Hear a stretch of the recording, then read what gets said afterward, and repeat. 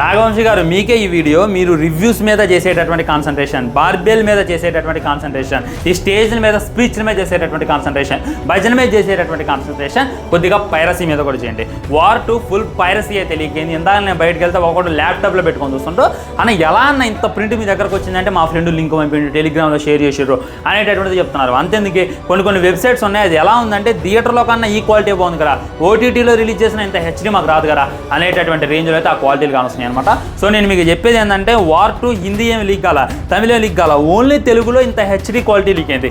ఎలా లీక్ అయింది అనేటటువంటిది. అండ్ కూలీకి ఏమి ఇంత హెచ్డీ ప్రింట్లు దొరకట్లా, కూలీకి కూడా పైరసీ ఉంది కానీ ఇంత హెచ్డీ ప్రింట్లు దొరకట్లా, మరి ఎలా పాసిబుల్ అనేటటువంటిది కొద్దిగా రీసెర్చ్ చేయండి. ఆ పైరసీ లీక్ చేసిన వల్లే బొక్కలు అయ్యండి. ఎలా వేయకపోతే సినిమా మీద ఎఫెక్ట్ పడితే, సినిమా కలెక్షన్స్ రాకపోతే ఆ రివ్యూవర్స్ నెగిటివ్ రివ్యూ ఇచ్చారని ఆడవటం కాదు, ముందు ఈ పైరసీని అరికట్టేటటువంటి మార్గం చూడండి. ఖచ్చితంగా సినిమా కలెక్షన్స్ ఆటోమేటిక్గా వస్తే నిన్న రిలీజ్ అయినటువంటి సినిమాకి ఇవాళ హెచ్డీ వస్తే ఎవడొస్తానండి థియేటర్కి.